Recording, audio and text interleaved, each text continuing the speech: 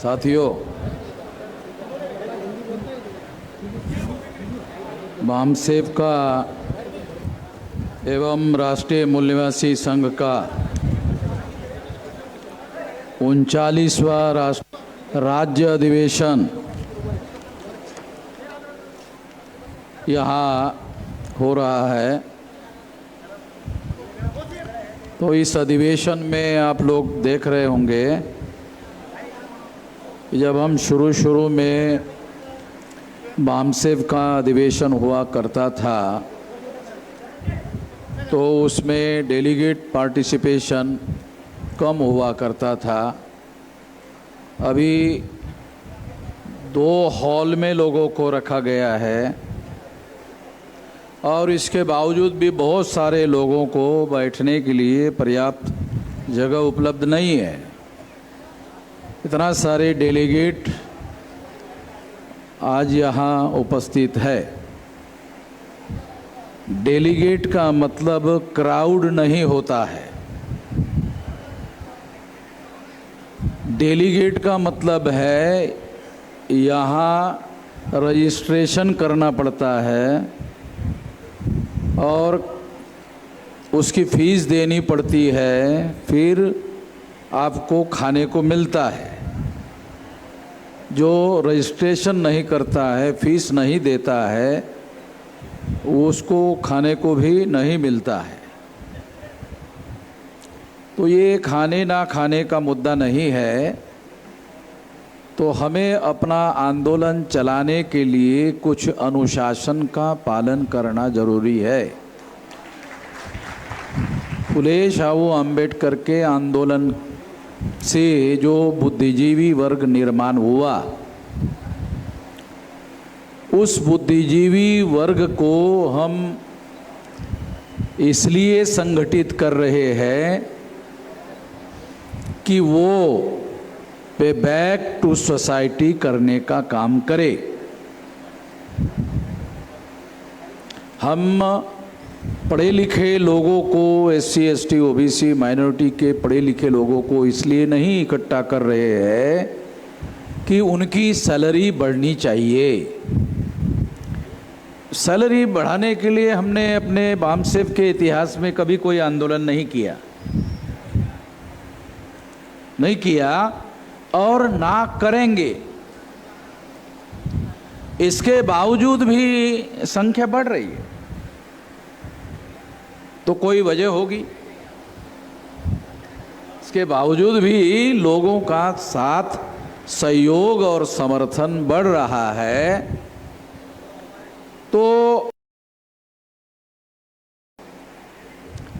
हम लोगों ने इस देश में जो वर्ण और जाति के आधार पर व्यवस्था का निर्माण किया गया है, उसको खत्म करके जो लक्ष्य संविधान के द्वारा बताया गया है, समता, स्वतंत्रता, बंधुता और न्याय पर आधारित समाज और राष्ट्र का निर्माण करने के लिए हम इकट्ठा हुए।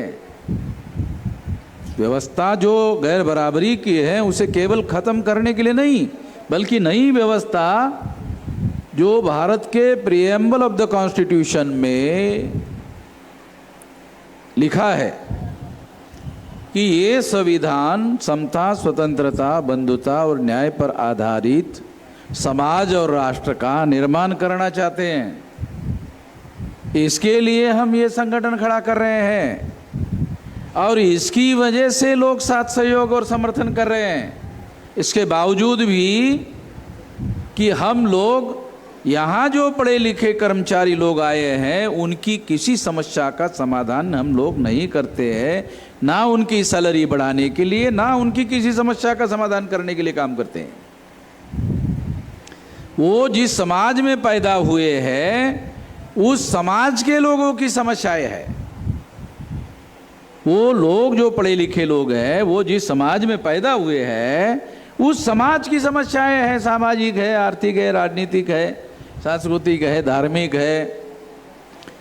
और उन सारी समस्याओं का समाधान करने के लिए हम लोग यहाँ इकट्ठा हुए हैं और इसके लिए संगठन बना रहे हैं।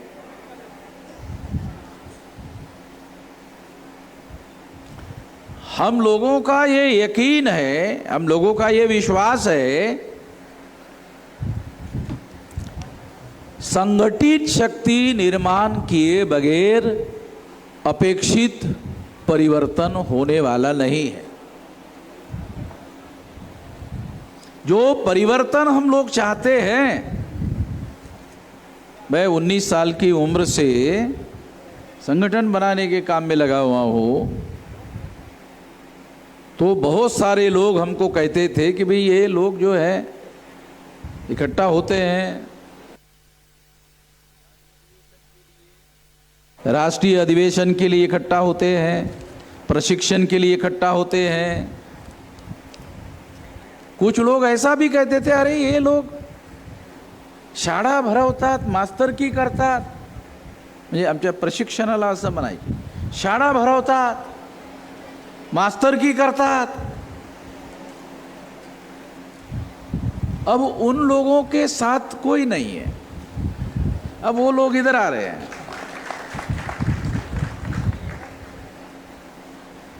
क्योंकि हम लोगों को हमारे महापुरुषों की विचारधारा, उसके कार्यक्रम को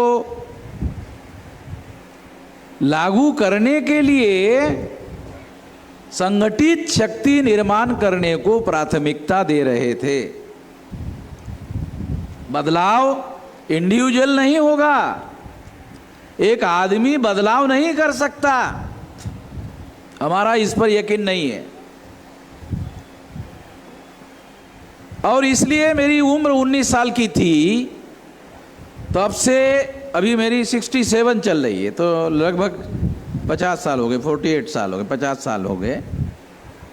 इतना लंबा समय ये संगठित शक्ति निर्माण करने के लिए मैंने लगाया, और परिणाम था देश में जो 36 स्टेट है, उसमें से 32 राज्यों में, 36 में से 32 राज्य में 625 जिलों में संगठन खड़ा हो गया है।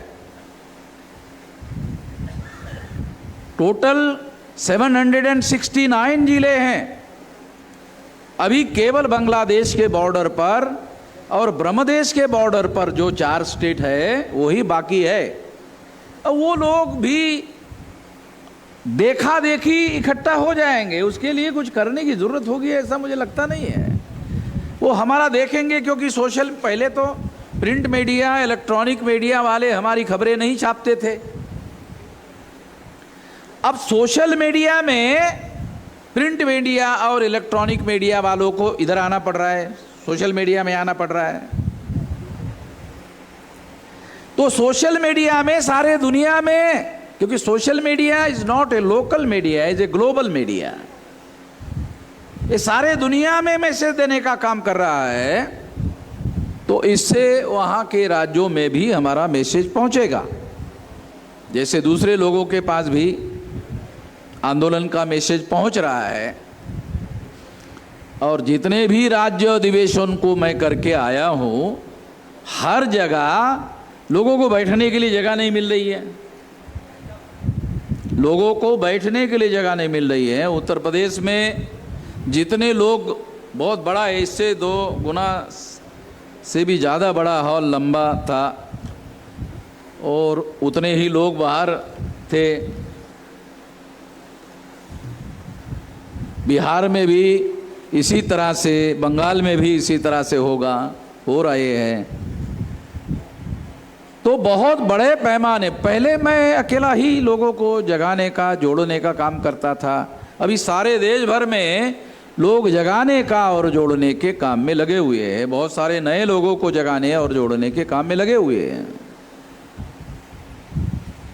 तो इसलिए बहुत ज़्यादा तेजी से ये काम बढ़ रहा है, और इतने ज़्यादा तेजी से ये काम बढ़ रहा है, ये बात आप लोग देख रहे हैं कि वो इतने ही लोग उधर बैठे हुए हैं और भी लोगों को जगह ही नहीं है बैठने के लिए यहाँ भी। तो इससे आप लोग अंदाज़ा लगा सकते हैं। तो मैं आप लोगों को ये कहना चाहता हूँ कि बहुत लंबा समय लगाकर बामसेफ को हमने राष्ट्रीय स्तर पर बहुत बड़ा विशाल संगठन बनाया। और ये लोग जो है बुद्धि, पैसा, हुनर, समय, श्रम, ये 5 साधन हैं किसी भी संगठन को, आंदोलन को खड़ा करने के लिए। बुद्धि, पैसा, हुनर, समय और श्रम, मेहनत, ये करने के लिए 5 साधन चाहिए। तो ये 5 साधन देने के लिए हम लोगों को तैयार कर रहे हैं।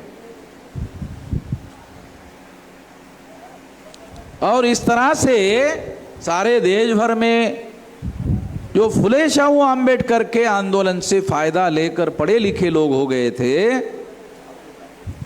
उन लोगों को हम लोगों ने इकट्ठा करने में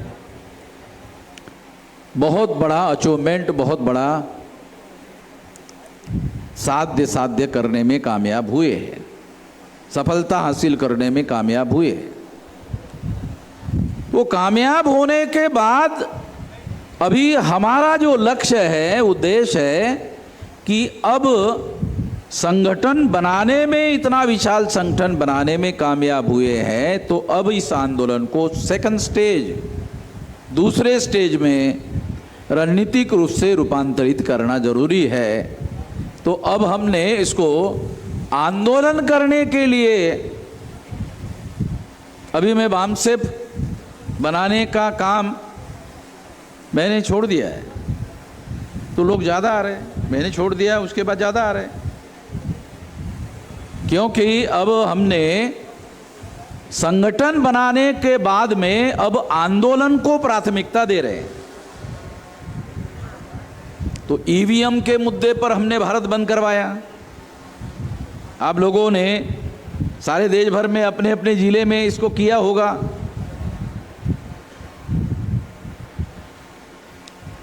और दूसरा मुद्दा जिसके लिए हमने भारत बंद करवाया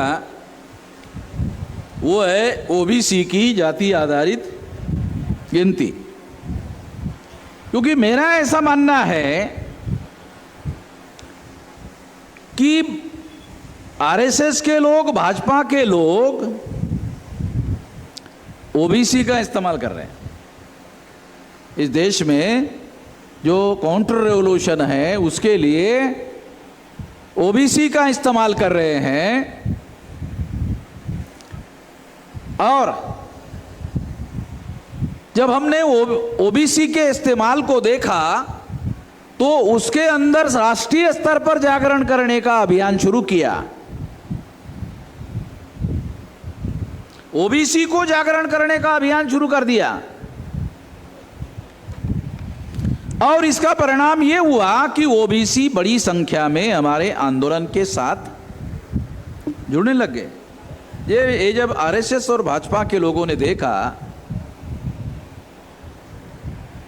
तो केवल धर्म के नाम पर ओबीसी के लोगों को गुमराह करने का काम कर रहे थे। तो आरएसएस भाजपा के लोगों को लगा शायद इतना करके ये काम नहीं होगा, ओबीसी को रोकना संभव नहीं होगा, वामन मेश्राम के तरफ जाने से रोकना संभव नहीं होगा। इसलिए नरेंद्र मोदी को ओबीसी को हमारे तरफ आने को रोकने के लिए नरेंद्र मोदी को प्रधानमंत्री बनाने का काम रणनीतिक तौर पर आरएसएस के लोगों ने किया।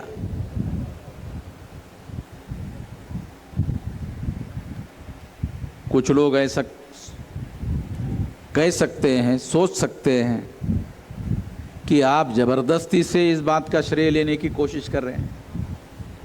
ऐसा कुछ लोग कह सकते हैं कि बोलने वाले के लोगों को कुछ लगता नहीं है, क्योंकि ये जीभ है, इसको हड्डी तो होती नहीं है। अगर जीभ को हड्डी होती तो जब जीभ चलती है तो इधर उधर लगती तो खून निकलता तो जीभ चलाने वाले लोगों को लगता है कि अरे जीभ चलाने के लिए भी कीमत चुकानी पड़ रही है, तो वो जीभ कम चलाता। तो मैं ये जीभ चला रहा हूं, बोल रहा हूं, तो उसकी कोई बहुत बड़ी वजह है कि ओबीसी की जातीय आधारित गिनती का मुद्दा सारे देश भर में केवल आंदोलन का मुद्दा हमने नहीं बनाया, तो बस्तियों में जाकर, अलग अलग ओबीसी के बस्ती में जाकर उनको जगाने का कार्यक्रम भी चलाया, और फिर आंदोलन के लिए उनका मुद्दा जो है राष्ट्रीय स्तर पर उठाकर इसको लागू किया। ये जब आरएसएस भाजपा के लोगों ने देखा तब उनको लगा कि इतना आसानी से ओबीसी के लोगों को वामन मेश्राम के तरफ जा रहे हैं, केवल मात्र धर्म का नाम लेकर, राम मंदिर का नाम लेकर, मंदिर बनाने का नाम लेकर, और हिंदू मुसलमान का मामला उठाकर और बार बार उठाकर। अभी हम इसको रोक नहीं लगा सकते, कर रहे हैं, कोशिश कर रहे हैं अभी भी नए सिरे से, मंदिर का नए नए तरीके से। अब राम मंदिर हो गया तो दूसरे जगह के मंदिरों का मामला खड़ा कर रहे हैं। वो सारा मामला हिंदू मुसलमान का मामला खड़ा करने का मामला है, ताकि ओबीसी के लोगों को, इंक्लूडिंग एससी एसटी के, मगर ज्यादा बड़े पैमाने पर ओबीसी के लोगों को काउंटर रिवॉल्यूशन के लिए इस्तेमाल करने के लिए वो ऐसा कर रहे थे। मगर जब उन्होंने देखा कि इतने भर से ये काम पूरा होने वाला नहीं है, ओबीसी केवल इतना करने मात्र से हमारे तरफ जाना बंद कर देगा और डायरेक्ट हमारे साथ आ जाएगा, ऐसा होगा नहीं। इसलिए उनको ओबीसी के आदमी को प्रधानमंत्री बनाने का काम करना पड़ा, केवल वादा नहीं, करना पड़ा। अगर आप लोग इस मौलिक सिद्धांत को जानते होंगे कि दुनिया में क्रिया होती है तो ही प्रतिक्रिया होती है, अगर इस सिद्धांत को आप वैज्ञानिक सिद्धांत को जानते हो या मानते हो, क्रिया होगी तो ही प्रतिक्रिया होगी, क्रिया नहीं होगी फिर भी प्रतिक्रिया होगी, ऐसा कैसे होगा? ऐसा तो नहीं हो सकता। ये नेचुरल बात बता रहा। तो हम क्रिया कर रहे हैं तब तो उसको काउंटर करने के लिए प्रतिक्रिया करनी पड़ी। आप लोगों को याद है या नहीं मालूम नहीं, मगर लाल कृष्ण आडवाणी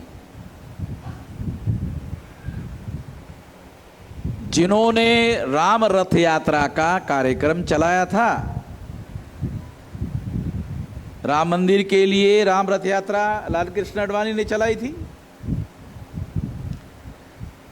उसके पहले का रिकॉर्ड अवेलेबल है कि लाल कृष्ण आडवाणी कभी भी लोकसभा का चुनाव नहीं लड़ते थे, बीजेपी में वो राज्यसभा में चुनकर जाते थे। बहुत खास बात बता रहा हूं, क्योंकि लाल कृष्ण आडवाणी जन नेता नहीं थे, जन नेता अटल बिहारी वाजपेयी थे। बीजेपी में जन नेता अटल बिहारी वाजपेयी थे, तो अटल बिहारी वाजपेयी कभी राज्यसभा में नहीं जाते थे, चाहे चुनाव हार जाए, मगर लोकसभा का चुनाव लड़कर ही लोकसभा में जाते थे। ये रिकॉर्ड है, पार्लियामेंट के रिकॉर्ड की बात आपको बता रहा हूं। और लाल कृष्ण आडवाणी का रिकॉर्ड है, वो राज्यसभा में भेजे जाते थे, लोकसभा का चुनाव नहीं लड़ते थे, क्योंकि वो लोकप्रिय नेता नहीं थे। जब उन्होंने राम मंदिर के लिए राम रथ यात्रा शुरू की, और राम रथ यात्रा शुरू करने के बाद में पहले तो अटल बिहारी वाजपेयी ने इसका विरोध किया कि इससे सारे देश भर में फसाद होंगे, फिर भी आडवाणी ने नहीं माना और राम रथ यात्रा निकाली। निकालने के बाद लोकप्रियता में अटल बिहारी वाजपेयी से ज्यादा लाल कृष्ण आडवाणी हो गए, और लाल कृष्ण आडवाणी की वजह से लोकसभा में बीजेपी को बहुमत मिला। नहीं तो बीजेपी को 4-5 सीटें मिलती थी। रिकॉर्ड है, पार्लियामेंट का रिकॉर्ड, चुनाव आयोग के साइट का रिकॉर्ड, जाके आप जांच कर लो जो मैं बोल रहा हूं। 4-5 सीटें मिलती थी। अडवाणी ने जब राम रथ यात्रा निकाली उसके बाद एकदम छलांग लगाकर 100 का आंकड़ा, और उसके बाद 200 के आंकड़े से ज्यादा, और उसके बाद फिर उन्होंने अडवाणी की वजह से पूर्ण बहुमत मिला। मगर अडवाणी की वजह से पूर्ण बहुमत मिलने के बावजूद भी अडवाणी प्रधानमंत्री बनने के बजाय लाल कृष्ण अडवाणी ने अटल बिहारी को प्रधानमंत्री बनाया, क्योंकि लाल कृष्ण अडवाणी सिंधी था, सिंधी है, अटल बिहारी वाजपेयी ब्राह्मण था, और हमारे देश में ऐसी मान्यता है कि ब्राह्मण को प्रधानमंत्री का पद ब्राह्मण के लिए रिजर्व है। ब्राह्मण लोग रिजर्वेशन का विरोध करते हैं, मगर प्रधानमंत्री पद का रिजर्वेशन उनके लिए है, ऐसा वो मानकर चलते थे। और पंडित जवाहरलाल नेहरू से यही परंपरा चल रही थी। लाल कृष्ण अडवाणी ने अटल बिहारी वाजपेयी को प्रधानमंत्री बनाया, क्योंकि वो ये मानकर चलते थे कि अटल बिहारी वाजपेयी को एक बार प्रधानमंत्री बनने के बाद अभी मेरे पास उम्र है, मैं बाद में भी प्रधानमंत्री बन सकता हूं।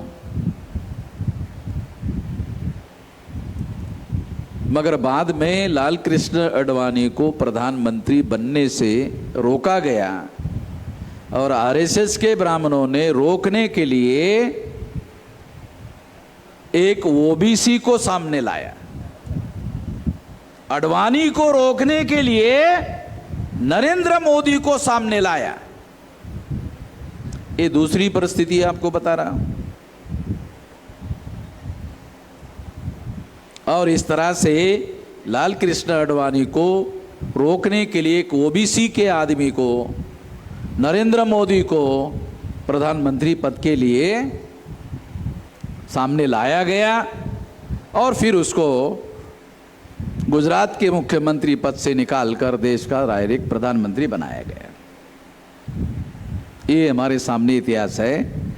और नरेंद्र मोदी प्रधानमंत्री बनने के बाद नरेंद्र मोदी ने लाल कृष्ण अडवाणी को कंपलसरी रिटायरमेंट कर दिया, उसको कंपलसरी रिटायरमेंट लगा, उसके ऊपर रूल लागू किया कि ये कंपलसरी 75 का रूल जो है वो अडवाणी पर भी लागू करके उसको रिटायर कर दिया।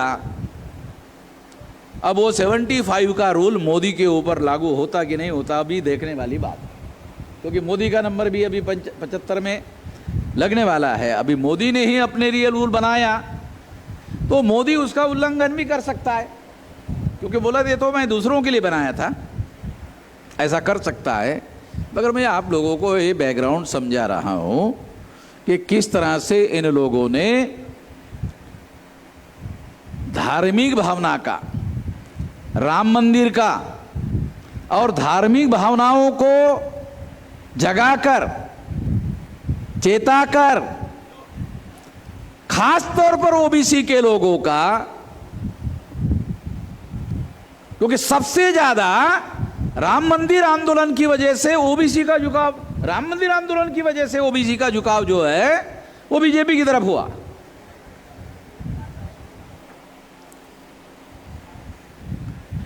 अब वो भी प्रभाव जो है धीरे धीरे कम हो रहा है, और हम कम करने में इसलिए कामयाब हो रहे हैं क्योंकि हमारा नेटवर्क 625 जिलों में पहुंच गया है, और स्थानिक स्तर पर हमारे कार्यकर्ता केवल कार्यकर्ता नहीं है बल्कि प्रशिक्षित और दक्ष कार्यकर्ता है। वो बीजेपी के बस्तियों में जाकर उनको जगाने का काम कर रहे हैं, और वो उनको ये समझाने का काम कर रहे हैं कि बीजेपी के लोग उनका केवल इस्तेमाल कर रहे हैं। तो मुझे रिपोर्ट मिला है, लोगों से फीडबैक मिला है भी कैसे इस्तेमाल। हमारा प्रधानमंत्री हमारे ओबीसी का बनाया गया, वो इस तरह से काउंटर करते थे ओबीसी के लोग जो बीजेपी का समर्थन कर रहे थे। तो लोगों ने मुझे बताया कि वो ऐसा बोल रहे हैं, इसके लिए आपके पास क्या जवाब है? मैंने कहा हमारे पास हर सवाल का जवाब है। हम तो तभी आगे बढ़ेंगे जब जवाब होगा कि ओबीसी को प्रधानमंत्री जरूर बनाया गया, मगर ओबीसी की जाति आधारित गिनती का फैसला उसको भी करने से रोका जाएगा। अभी 12 साल हो गए नरेंद्र मोदी को ओबीसी को प्रधानमंत्री बनाकर, मगर ओबीसी की जाति आधारित गिनती का मुद्दा जो है वो लागू नहीं कर पाए। हमारे आंदोलन का जब हमने वो भारत बंद करने का ऐलान किया, तो भारत बंद ओबीसी के मुद्दे पर करने का ऐलान किया, तब आरएसएस के लोगों को लगा अब तो ओबीसी के लोग अमन मेश्राम की तरफ चले जाएंगे। फिर उसको काउंटर करने के लिए केवल नरेंद्र मोदी से प्रधानमंत्री बनाने से मामला पूरा नहीं होगा, तो ओबीसी की जाति आधारित गिनती 2 साल के बाद करेंगे। तो मोदी को ऐसा कहना पड़ा, ये रिकॉर्ड है। ओबीसी को ये कहना पड़ा कि हम गिनती करेंगे। केवल ओबीसी का प्रधानमंत्री बनाने से ओबीसी संतुष्ट नहीं होगा, इससे प्रमाणित होता है। ये सारे मुद्दे, सारी बातें ये सिद्ध करती है कि हमारे रणनीति को ध्यान में रखते हुए आरएसएस भाजपा को काम करना पड़ रहा है। ये सारे एग्जाम्पल इस बात का उदाहरण है, ये इस बात के सबूत है। इसका मतलब है कि हम लोग अभी आरएसएस भाजपा के बराबरी में आ गए हैं।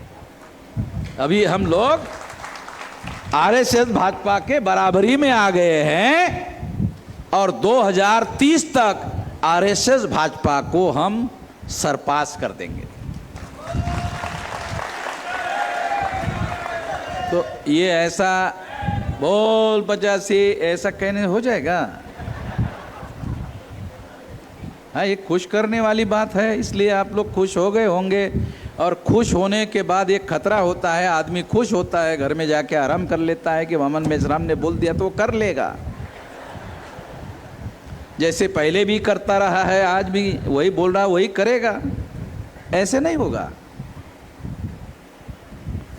मैं आप लोगों को याद दिला रहा हूं कि इस तरह से नहीं होगा। ये अभी हमारी सबसे बड़ी बात ये है कि ओबीसी का काउंटर रिवॉल्यूशन के लिए इस्तेमाल कर रहे हैं। इसलिए यहाँ बैठे हुए एससी एसटी ओबीसी माइनॉरिटी के जो लोग हैं, उन लोगों को चाहिए कि वो ओबीसी को जगाने का काम प्राथमिकता में अपने एजेंडा पर ले ले।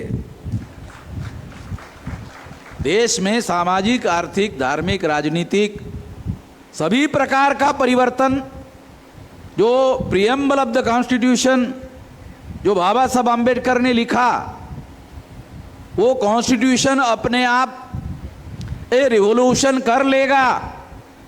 कॉन्स्टिट्यूशन जिंदा दस्तावेज है, मगर वो अपने आप रिवॉल्यूशन नहीं करता है। संविधान में बाबा साहब आम्बेडकर इस बात को जानते थे, मानते थे, इसीलिए उन्होंने आर्टिकल 19, संविधान का आर्टिकल 19 देख लो, संविधान का आर्टिकल 19 पढ़ लो, संविधान की कॉपी ले लो, मार्केट में इधर आई होगी हिंदी अंग्रेजी की, तो आर्टिकल 19 पढ़ लो।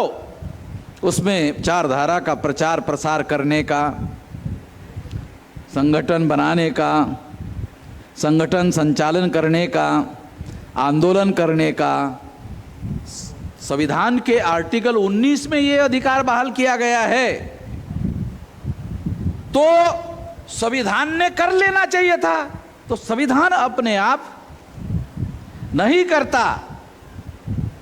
संविधान जिंदा दस्तावेज होने के बावजूद भी नहीं करता।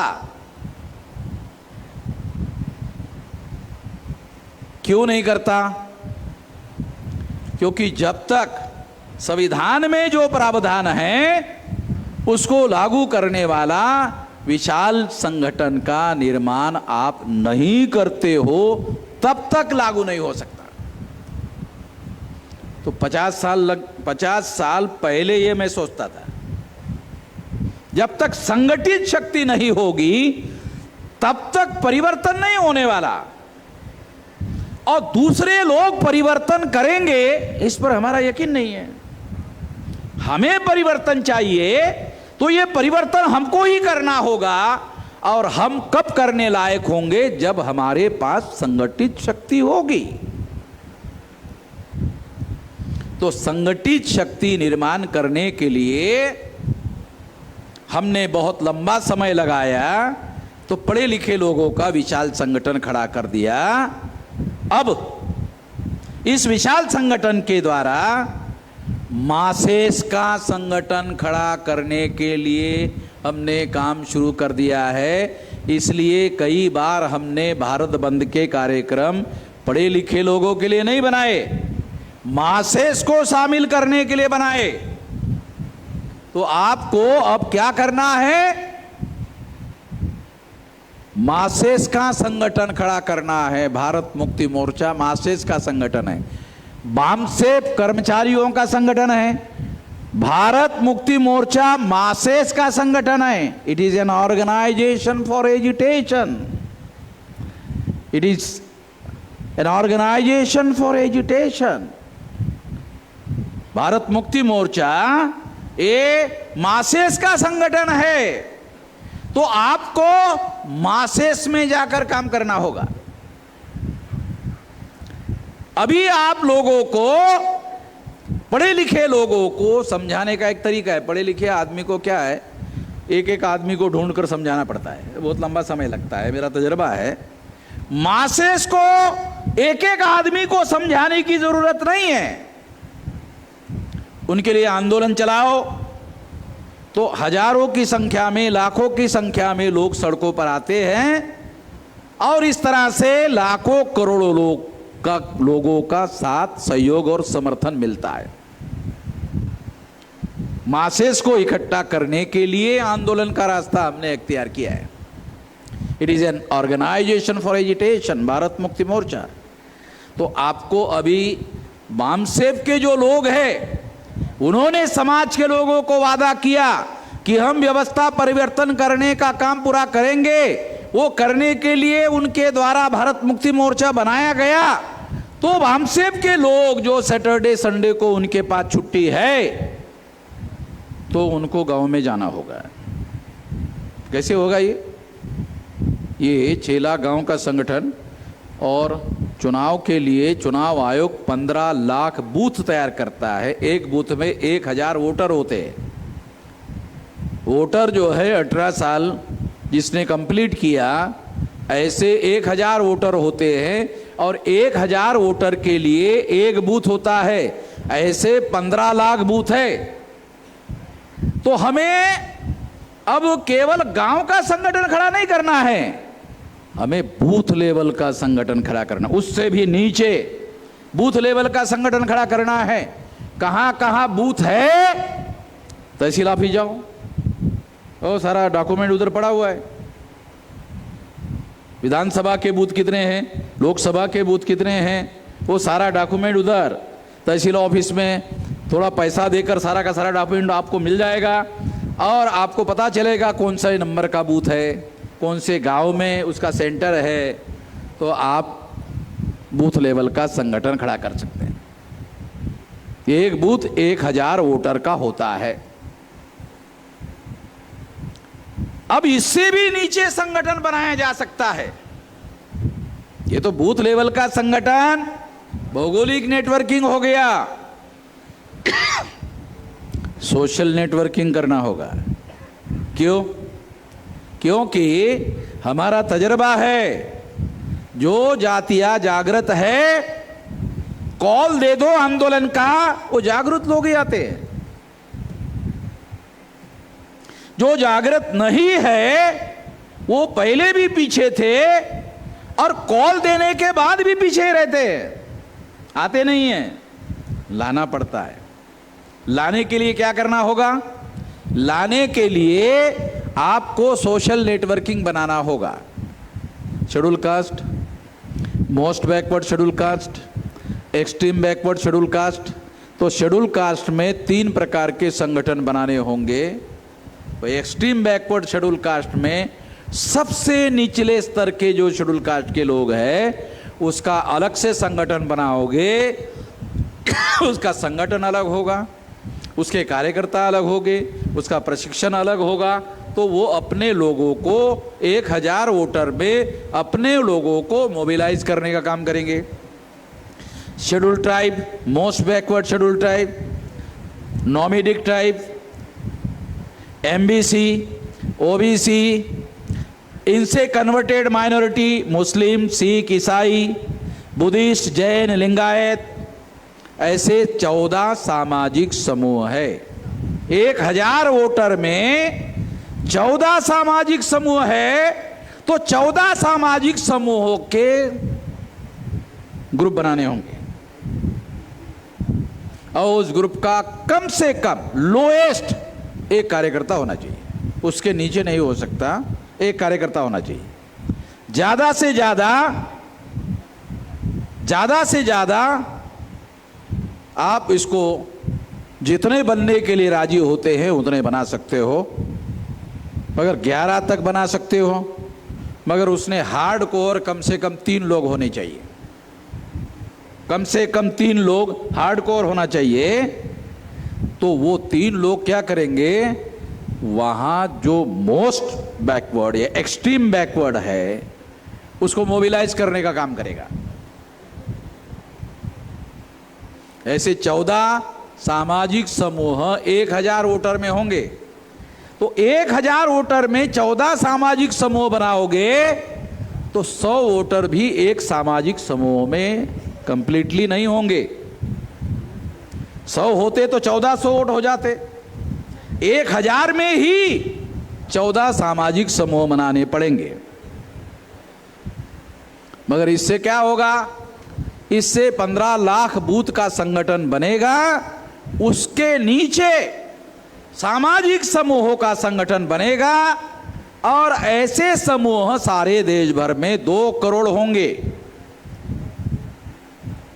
2 करोड़ सामाजिक समूह होंगे और 2 करोड़ सामाजिक समूह में जब आप आंदोलन करोगे तो निश्चित रूप से बहुत बड़े पैमाने पर जब कॉल दिया जाएगा तो 10-20 करोड़ लोगों का मोबिलाइजेशन होगा और 10-20 करोड़ लोग मैदान में उतरेंगे।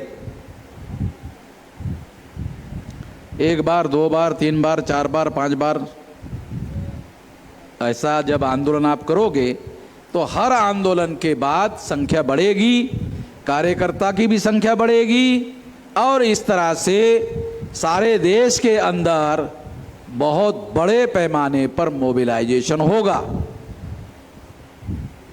मगर ये होगा जो बूथ लेवल का संगठन बनाने का कार्यक्रम है, उसके नीचे सामाजिक समूह बनाने का कार्यक्रम है, ये आप अमल करोगे और वो भी 2030 तक करना है। टाइम बॉन्ड है, ये कोई अनएंडिंग नहीं। 50 साल बामसेब को लगाया तो इसको भी 50 साल लगाने का नहीं। ये तो मासेज का संगठन है। लाखों लोग सड़कों पर उतरेंगे, करोड़ों लोग सड़कों पर उतरेंगे और करोड़ों लोग जब सड़कों पर उतरेंगे तो ये आंदोलन नहीं रहेगा, ये आंदोलन जन आंदोलन हो जाएगा। जिन लोगों को लेकर ब्राह्मणवादी लोग हमारे लोगों को मोबिलाइज करके वहाँ दिल्ली में पहुँचाते हैं और नरेंद्र मोदी जैसे नामधारी लोगों को प्रधानमंत्री बनाते हैं, आगे भी लोगों को बनाते रहेंगे। मगर अब ओबीसी के लोगों को भी ये बात समझ में आ रही है कि नरेंद्र मोदी को प्रधानमंत्री ओबीसी की जाति आधारित गिनती रोकने के लिए बनाया गया। ये जो बात हम कह रहे हैं ये ओबीसी को समझ में आ रहा है। जब समझ में आ रहा है तो उधर नरेंद्र मोदी प्रधानमंत्री बनाने के बावजूद भी ओबीसी का आना इधर शुरू होगा, हो गया है, शुरू हो गया है, उसको समझ में आ रहा है। तो क्रिया प्रतिक्रिया, क्रिया प्रतिक्रिया ये लगातार समाज में होगी और ये काम आपको लगातार तब तक करते रहना पड़ेगा जब समाज का 52% ओबीसी जब उसकी जातीय आधारित गिनती बिहार में की गई थी तब वो 64% निकला। तो 52% नहीं है ओबीसी, बिहार में वो 64% निकला। तो हो सकता है सारे देश भर में भी 64% हो। तो ये ऐसे करना होगा। जब आप ऐसा करोगे तो संगठित शक्ति का निर्माण होगा, और जब संगठित शक्ति का निर्माण होगा तो संगठित शक्ति के बल पर परिवर्तन होगा। परिवर्तन परिवर्तन परिवर्तन परिवर्तन परिवर्तन, ऐसा हम लोग कहते रहने से नहीं होगा। जैसे हमारे लोग अभी भी कई जगह आप लोगों को देखते हैं, मैं रेल में चलते रहता हूं तो मुझे भी दिखाई देता है। पहले लोग एक मनी की माला लेते थे और मनी की माला में एक मनी पीछे सरकाते थे, राम, फिर दूसरा मनी राम, फिर तीसरा मनी राम, फिर चौथा मनी राम राम राम राम, ऐसे है ना, आप लोग को मालूम है ना, ए राम राम राम, ऐसा करते करते हे राम हो गए हम लोगों का, हे राम हुआ ना, हमारे सामने, हमारा अनुभव है, हमारा तजर्बा है। और इस वजह से हम लोगों को अब ऐसा करने से नहीं होगा। केवल हम लोग केवल बातें करते रहेंगे, स्लोगन देते रहेंगे, ऐसा नहीं होगा। संगठित शक्ति बनाने से होगा। परिवर्तन परिवर्तन, राम के जगह परिवर्तन परिवर्तन परिवर्तन, तो आपको लगेगा 11 बार बोलूंगा तो हो जाएगा, नहीं होगा। संगठित शक्ति से होगा, और संगठित शक्ति से जो सामने वाले लोग हैं, जो काउंटर करने वाले लोग हैं, उनका काउंटर करने का काम बंद नहीं होगा। आपके ही लोगों को लेकर वो काउंटर करने का काम करेंगे, तो उधर जाने वाली संख्या इधर बहुसंख्य होनी चाहिए।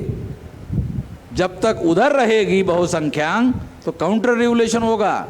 अगर बहुसंख्या इधर होगी तो रेवोल्यूशन होगा। मैं आपको सारी बारीकियां समझा रहा हूं। ये करना होगा, अपने से नहीं होगा।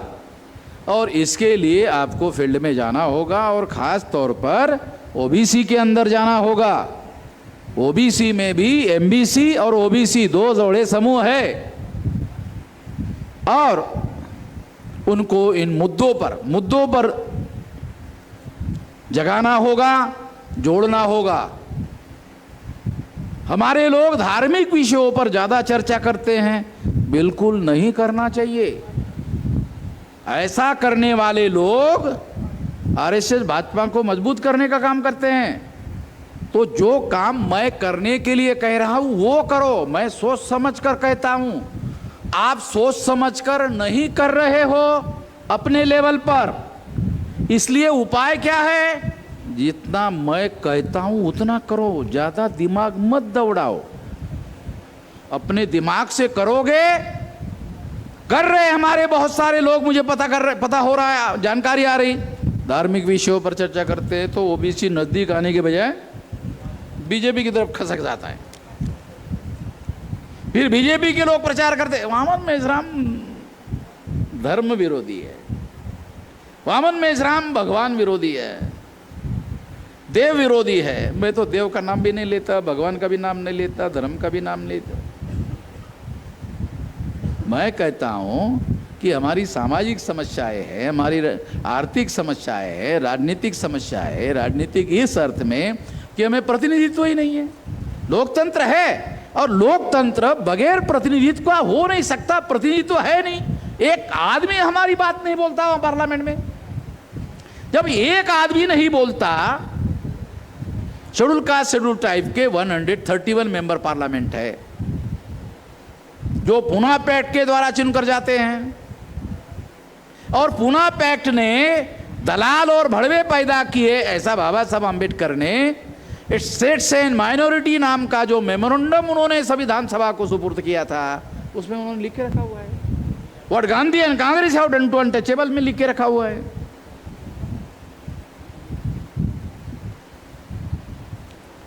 कांग्रेस के लोगों ने हमारे एससी एसटी के मेंबर पार्लियामेंट का इस्तेमाल किया। बीजेपी के लोग ज्यादा उस्ताद है, वो मेंबर पार्लियामेंट का इस्तेमाल नहीं कर रहे हैं बल्कि प्रधानमंत्री पद का इस्तेमाल कर रहे हैं। वो ज्यादा उस्ताद है, बीजेपी के लोग ज्यादा उस्ताद है, वो प्रधानमंत्री पद का इस्तेमाल कर रहे हैं।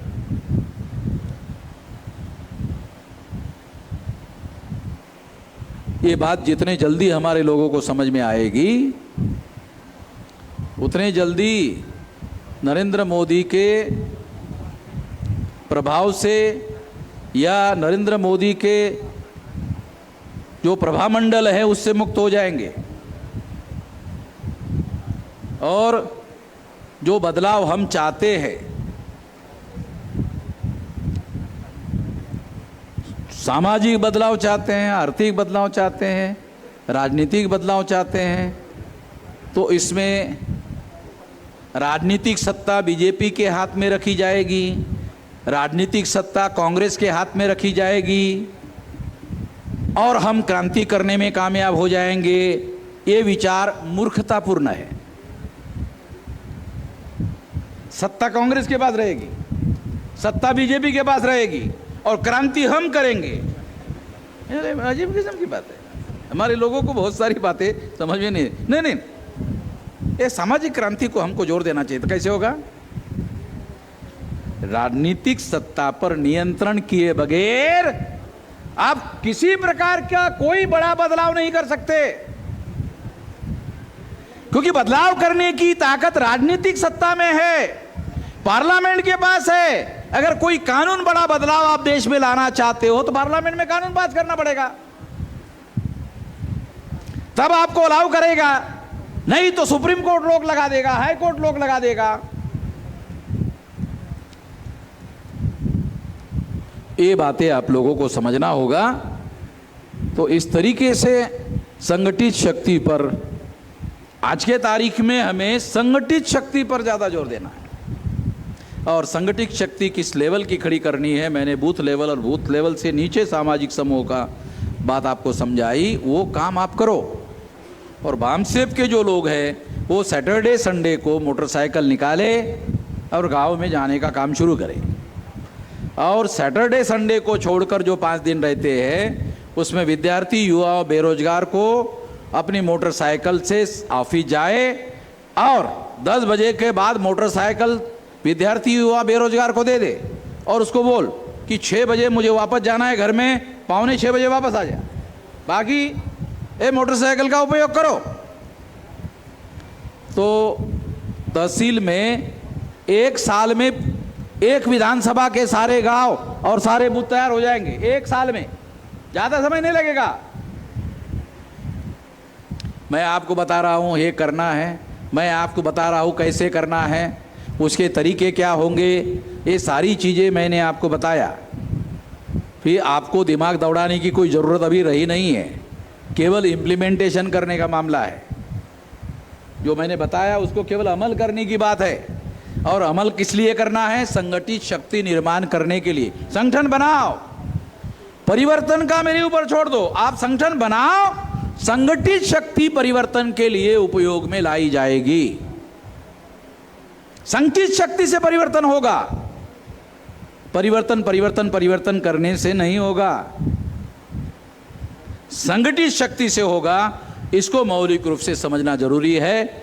साथियों, मैंने थोड़ा सा ज़्यादा समय आपको लिया, 2:45 बज गए, 2:30 बजे आपको देना था, समाप्त करना था, मगर ये बात आपको समझाना जरूरी था, इसलिए मैंने इस बात को यहीं पर समाप्त करना जरूरी समझा। थोड़ा ज़्यादा समय लिया, आपने मेरी बात ध्यान से सुनी, इसके लिए आभार, धन्यवाद। साथियों,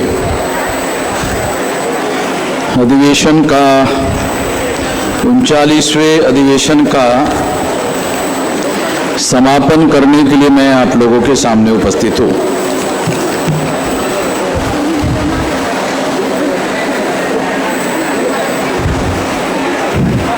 ईवीएम के बारे में बहुत कुछ बातें आपको बताई जा चुकी है। इसके बावजूद भी ईवीएम के संबंध में एक दो बातें मैं और आप लोगों को बताना चाहता हूं। महाराष्ट्र के अंदर पंचायत राज का चुनाव होने जा रहा है। महाराष्ट्र में पंचायत राज का चुनाव होने जा रहा है। पंचायत राज का चुनाव बैलेट पेपर पर होगा, ऐसा उनका कहना है। अगर पंचायत राज का चुनाव बैलेट पेपर पर हो सकता है तो विधानसभा और लोकसभा का चुनाव बैलेट पेपर पर क्यों नहीं हो सकता? दूसरा सवाल, पंचायत राज का चुनाव बैलेट पेपर पर क्यों कर रहे हैं? मैं गांव का रहने वाला आदमी हूं, तो हमारे गांव में हम चुनाव लड़वाते थे, तो अनुभव से कह रहा हूं, गांव में कौन से विधानसभा में कौन जीतने वाला है पहले ही मालूम हो जाता है। गांव में वोट डालने के पहले ही कौन से क्षेत्र में कौन कैंडिडेट चुनाव जीतने वाला है वो पहले ही मालूम हो जाता है। लिमिटेड एरिया रहता है। ऐसे सिचुएशन में गांव के लोगों को मालूम हो कौन चुनाव जीत रहा है और बैलेट पेपर की जगह ईवीएम लगाया गया हो और वहां गांव के लोग सोचते हो फला जीतने वाला है और वहां ईवीएम मशीन ने किसी और को जिता दिया, तो गांव के लोगों को मालूम हो जाएगा पक्के तौर पर ईवीएम में घोटाला होता है। तो गांव के लोगों को मालूम नहीं होना चाहिए ईवीएम में घोटाला होता है, और गांव के लोग जो आदमी चुनाव के पहले जीत सकता है वही जीतना चाहिए, इसलिए बैलेट पेपर लागू कर रहे हैं। ईवीएम में ऐसा हो नहीं सकता। ये इस बात का एविडेंस है, सबूत है कि चुनाव आयोग को पता है ईवीएम में घोटाला होता है, घोटाला करवाया जा सकता है। दूसरी महत्वपूर्ण बात यह है कि यदि ईवीएम मशीन के द्वारा घोटाला होता है तो अब जो सारे देश भर में चर्चा हो रही है, वो चर्चा क्या हो रही है? राहुल गांधी के द्वारा। राहुल गांधी और उनके पार्टी के लोग वोटर लिस्ट में गड़बड़ी है, सारे देश भर में बयानबाजी कर रहे हैं। वोटर लिस्ट में गड़बड़ी है और पार्लियामेंट में उनके लोग आरोप लगा रहे हैं मत चोरी का। बाहर राहुल गांधी आरोप लगा रहे हैं बैलेट पेपर में गड़बड़ी है। देखो, बहुत खास बात समझा रहा हूं। बाहर आरोप लगा रहे हैं बैलेट पेपर में गड़बड़ी है, और पार्लियामेंट में उनके जो लोग हैं, जब प्रधानमंत्री आ रहे थे अंदर, वोट चोर उनको कह रहे थे, वोट चोर सरकार छोड़ो, गद्दी छोड़ो, यानी उनके ऊपर मत चोरी का आरोप लगा रहे थे। बाहर बैलेट में गड़बड़ी की बातें कर रहे थे, पार्लियामेंट में मत चोरी की बात कर रहे थे। तो मत चोरी तो ईवीएम में होती है, बैलेट पेपर में तो नहीं होती है।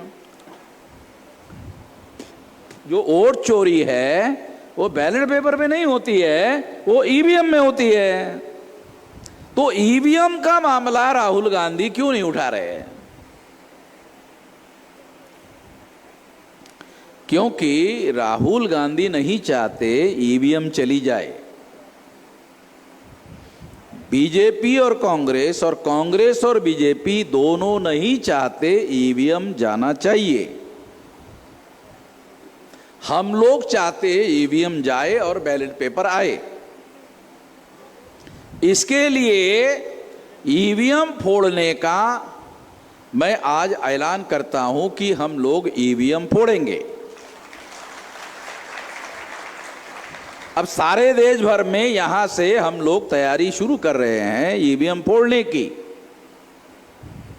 सरकार के कुछ गुप्त रिपोर्टर यहां होंगे तो वो रिकॉर्ड कर ले मेरी बात को, सरकार को बता दे कि वामन मेश्राम ने अभी ईवीएम फोड़ने का कार्यक्रम शुरू कर दिया है।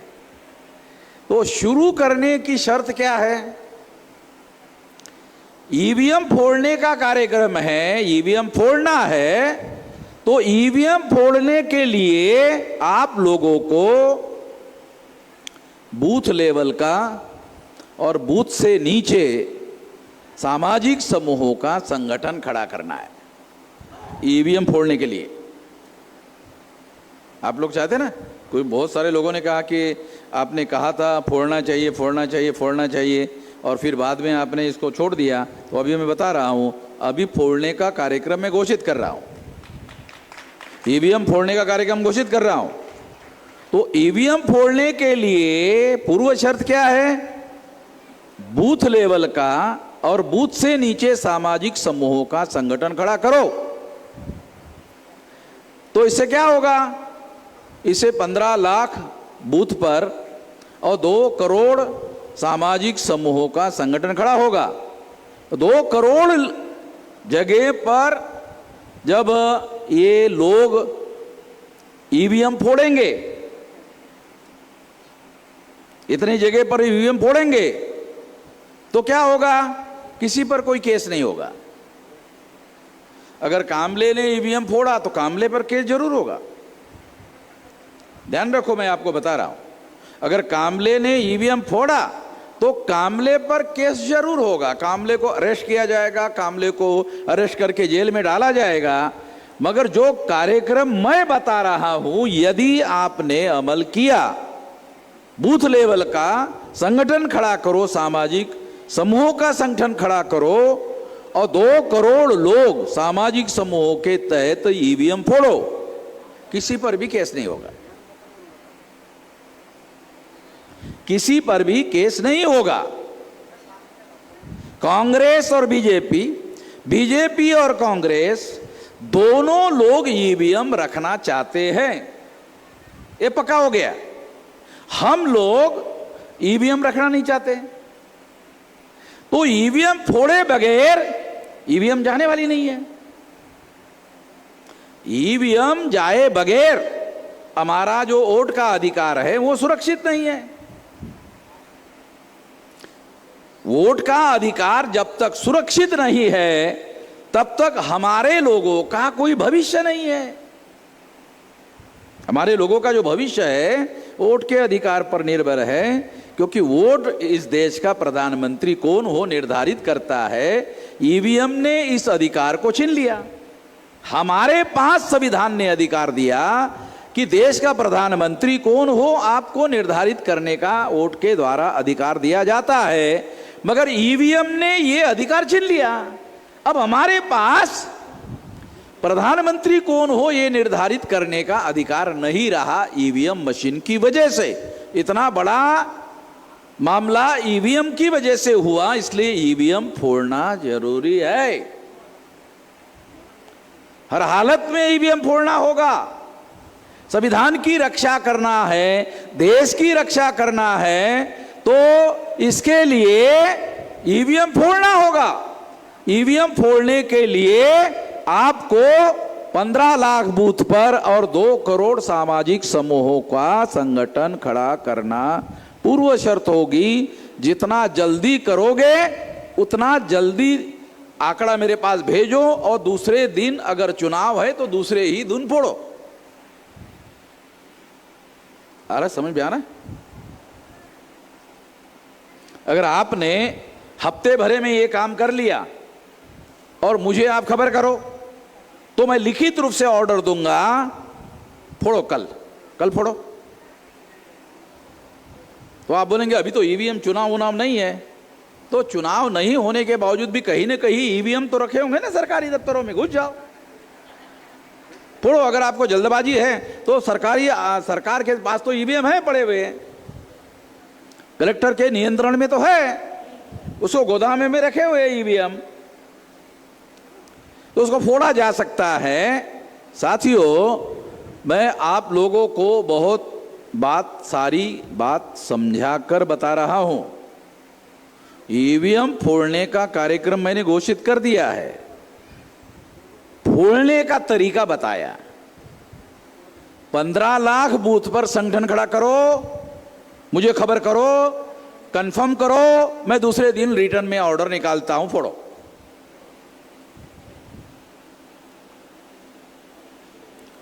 और लिख के देता हूं किसी पर केस नहीं होगा, लिख के देता हूं किसी पर केस नहीं होगा।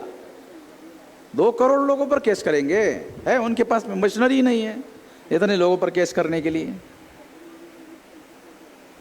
और 2 करोड़ लोगों पर केस करने से क्या होगा? ये आंदोलन जन आंदोलन हो जाएगा। जन आंदोलन होने से क्या होगा? वो सरकारी चली जाएगी। तो जो सरकार जिसकी वजह से जा सकती है, वो ऐसे लोगों के खिलाफ में कोई केस बनता नहीं है। गांधी जी ने 9 अगस्त 1942 को क्विट इंडिया मूवमेंट, भारत छोड़ो आंदोलन शुरू कर दिया अंग्रेजों के विरोध में।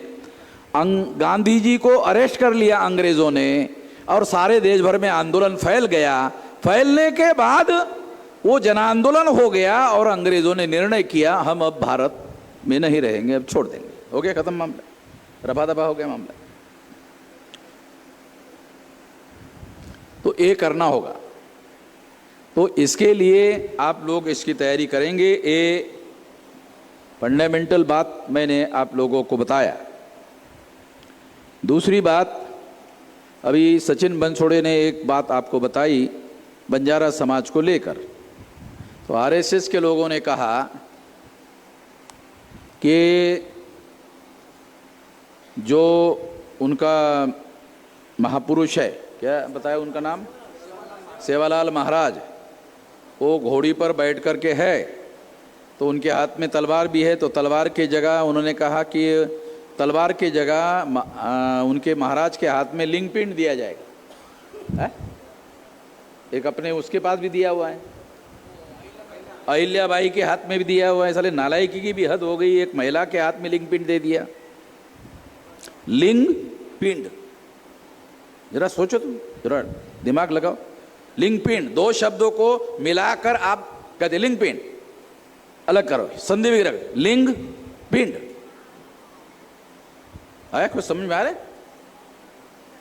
शब्दों पर भी हमारे लोग ध्यान नहीं देते, शब्द भी लोगों को समझ में नहीं आता। वो अहिल्याबाई के वो रानी थी, तलवार हाथ में रहती थी, लड़ाई लड़ती थी और कई लोगों को पराजित किया। पेशवाओं के साथ आमने सामने लड़ाई की ऐलान किया था अहिल्याबाई ने, उसके हाथ में लिंग पिंड दे दिया। और धनगर लोगों को कोई लज्जा कोई शर्म नहीं लगती।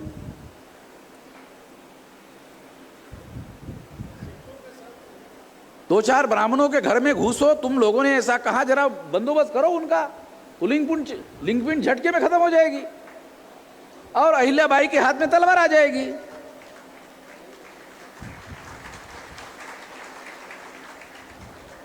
तो ये जो बात है, ये बात वास्तव में गलत है। और महाराज के हाथ में उन्होंने लिंगपिन देने की बात की और बाद में जो हुआ वो सचिन बनसोड़े ने आपको कहा। तो उस संबंध में मैं आप लोगों को बताना चाहता हूं, आरएसएस के लोगों ने बंजारा लोगों को कहा आपको जैसा पुतला चाहिए वैसा हम बना के देते हैं, बामसेप के लोगों को साथ में मत लेना। इसका क्या अर्थ है? इसका अर्थ ये है कि आपको बंजारा जाति के लोगों को, समाज के लोगों को बामसेप के साथ नहीं जाना है, ऐसा आरएसएस के लोग सोच रहे हैं। इसलिए उन्होंने ऐसा किया। तो हमको क्या करना चाहिए? सारे महाराष्ट्र में, सारे भारत भर में बंजारा जाति के लोगों के बस्ती में जाकर मीटिंग लगाना चाहिए, उनको जगाने का कार्यक्रम करना चाहिए। उनकी कमेटियां बनाना चाहिए सोशल नेटवर्किंग के तहत, देशव्यापी संगठन बनाना चाहिए। तो इससे क्या होगा, आरएसएस का जो मंसूबा है विफल हो जाएगा। ऐसा हमको करना चाहिए। उनको जो करना है वो कर रहे हैं, हमें जो करना है हमको करना चाहिए। रास्ता निकालना चाहिए। जब समस्या होती है तो समाधान भी होता है, तो हमको समाधान करने के बारे में काम करना चाहिए। एक भाषण में हमारे एक कार्यकर्ता ने ये कहा था कि हमारे किसान लोग आत्महत्या कर रहे हैं। इस रेफरेंस में एक उदाहरण आया था आत्महत्या का। तो मैं किसानों को अनुरोध करना चाहता हूं कि आत्महत्या आप करना चाहते हो, फाइनल हो गया? इसका मतलब है आप आत्महत्या करके अपने आप को खत्म करना चाहते हैं। इसका मतलब यह हुआ, तो आप मान लो आप खत्म हो गए। आत्महत्या किए बगैर मान लो आप खत्म हो गए। जब आत्महत्या करके मर ही रहे हो तो आप मान लो आप खत्म हो गए। आप शरीर से उपस्थित नहीं है, आप है ही नहीं है, ऐसा स्वीकार कर लो, मान लो। और व्यवस्था की हत्या करने के लिए जो जरूरी है, जिसकी हत्या करना है करो। व्यवस्था की हत्या करने के लिए जो करना जरूरी है करो, उसकी हत्या। काहे के लिए आत्महत्या कर रहे हो? जिसकी वजह से आपको आत्महत्या करना पड़ रहा है, व्यवस्था की हत्या करने के लिए जो करना है करो। हम आपके साथ में हैं, अपनी हत्या मत करो। तो ये भी एक बात है जो हम लोगों को समझना चाहिए।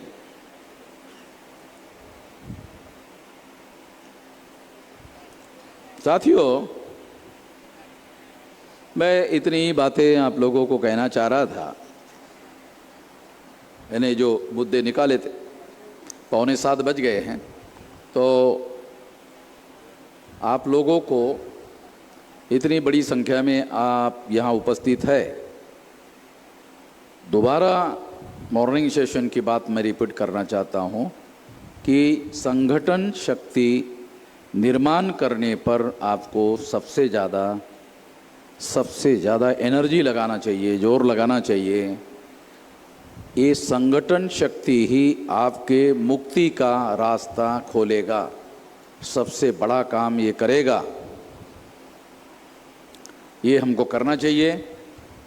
और संगठन शक्ति निर्माण करने के लिए बूथ लेवल का संगठन और सामाजिक समूहों का संगठन बनाने पर आप लोगों को ज़्यादा जोर लगाना चाहिए। ऐसा आप करोगे, इस आशा और विश्वास के साथ आपने मेरी बात ध्यान से सुनी, इसके लिए आभार, धन्यवाद।